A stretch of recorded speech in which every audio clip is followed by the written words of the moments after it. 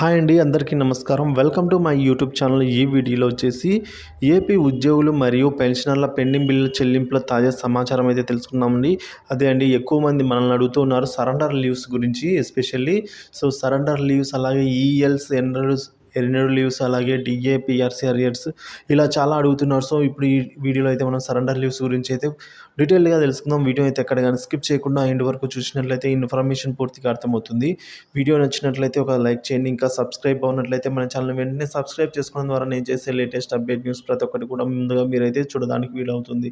ఇక వివరాలు చూసుకున్నట్లయితే సరెండర్ లీవ్ బకాయిల సంగతి ఏంటి అన్న విషయానికి వచ్చినట్లయితే మనం ముందుగా ప్రావిడెంట్ ఫండ్ ఏపీజీఎల్ఐ బకాయిల చెల్లింపులు సరే అవైతే చెల్లింపులు చేశారు. కానీ సరెండర్ లీవ్ బకాయిల సంగతి ఏంటి అని యూటీఎఫ్ జిల్లా అధ్యక్షుడు మాధవ విజయ్ కుమార్ రాష్ట్ర ప్రభుత్వాన్ని అయితే నిలదీశారండి. శుక్రవారం ఆయన బద్వేలులో విలేకరుల సమావేశంలో ఆయన మాట్లాడుతూ ఉద్యోగ ఉపాధ్యాయులకు ప్రభుత్వం చెల్లించవలసిన 25,000 కోట్ల అన్ని రకాల బకాయిల్లో 5,500 కోట్లు మార్చి ఆఖరులో చెల్లిస్తామని ఉద్యోగ ఉపాధ్యాయ జేఏసీ సమావేశంలో రాష్ట్ర ప్రభుత్వం హామీ ఇచ్చిందని అన్నారు.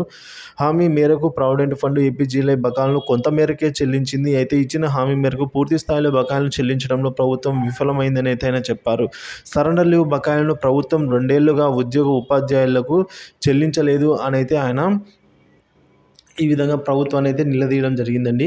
ఇక ఉద్యోగులకు 25,000 కోట్ల పైమాటే పెండింగ్ అయితే ఉన్నాయండి. సో ఈ ఎర్నడ్ లీవ్స్ అయితేనేమి, డిఏ అయితేనేమి, పిఆర్సీ అయితేనేమి ఇవన్నీ కూడా రాష్ట్ర ప్రభుత్వ ఉద్యోగులకు 25,000 కోట్ల పైగా బిల్లు చెల్లించవలసి అయితే ఉందండి. ప్రభుత్వం ఉద్యోగ సంఘాలతో నిర్వహించిన సమావేశంలో ప్రభుత్వమే ఈ విషయాన్ని అయితే ప్రకటించిన విషయం మనకు తెలిసిందే.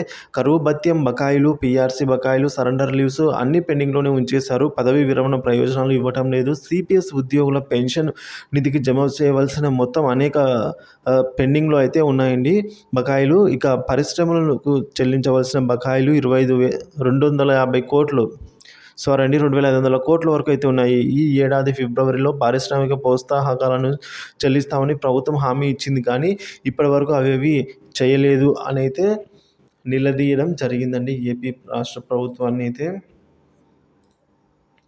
ఈ విధంగా యూటీఎఫ్ జిల్లా అధ్యక్షుడు మాధవ విజయ్ కుమార్ గారు నిలదీశారు. దీని గురించి ప్రభుత్వం అయితే స్పందించవలసి అయితే ఉందని.